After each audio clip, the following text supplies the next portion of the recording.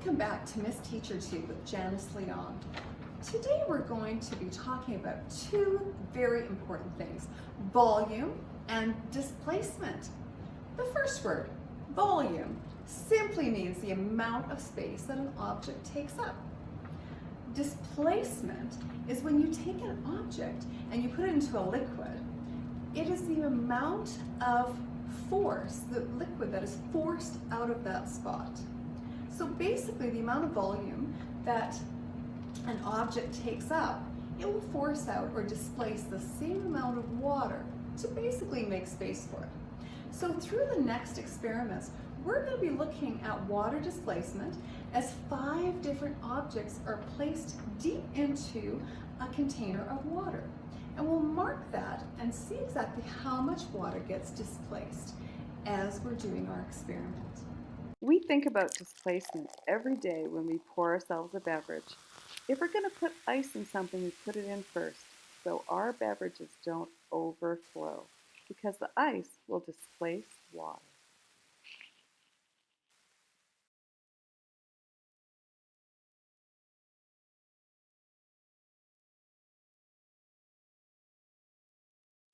We also think about water displacement every time we fill the bathtub to take a bath, because we don't want water to overflow, even when we give our friends a bath.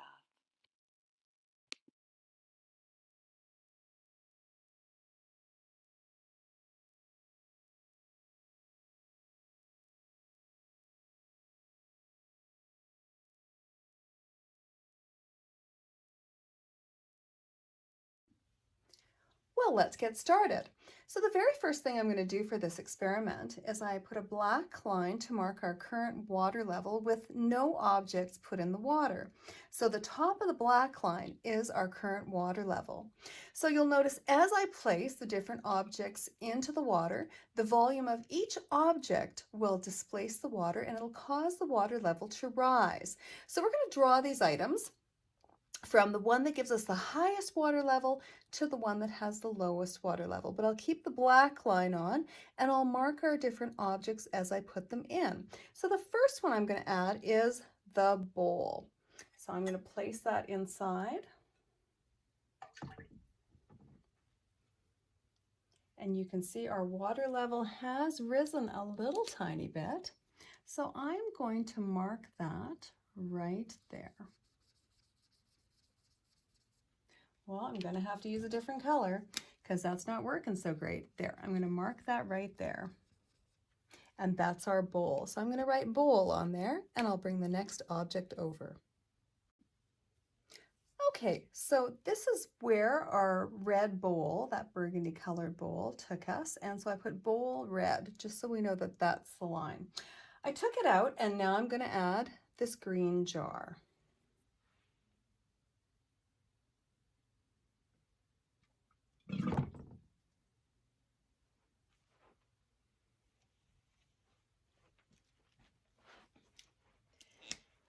So now I'm going to mark the water line. You can tell the two of them are very similar. So here is the top of our water line, and this is for the green jar.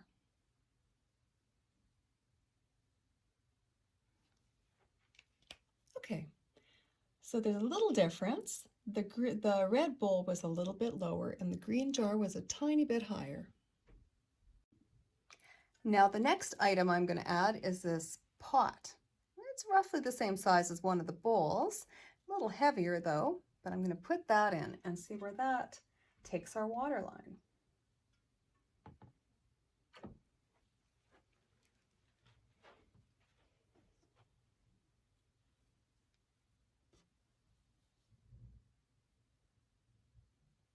That's actually a tiny bit lower than everything else. So this red line here is our pot.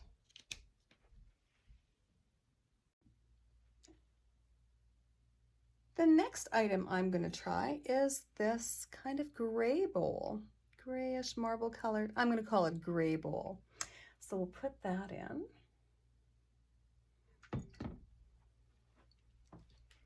and see where that takes our water line. Wow, it displaced about the same amount of water, well, actually a little bit less than the red bowl. It's actually not that much higher than the original water line, just a smidgen higher. So this one, I'm going to do a little arrow because we're running out of space, will be the gray bowl.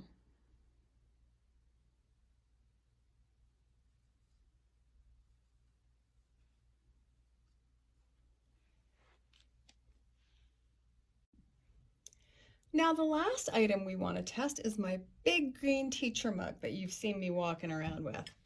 So that one I'm going to put in.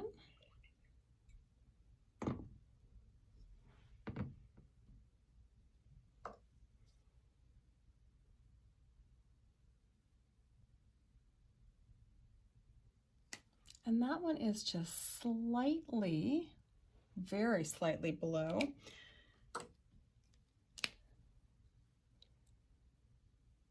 Right there.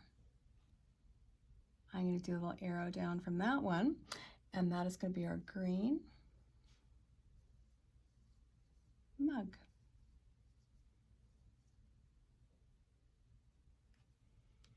So now if we're looking at the one that displaced the most water, I would honestly say that the green bowl, I should say, sorry, the red bowl, the original one we put in, would be the one that looks like it displaced the most water, followed by the green jar, followed by,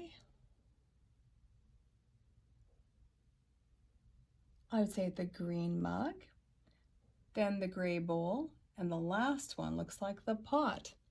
So we're going to diagram those in the order of the one that displaced the most amount of water to the one that displaced the least amount of water. You can see they're all quite similar in size, so they're displacing a similar amount of water. Welcome back.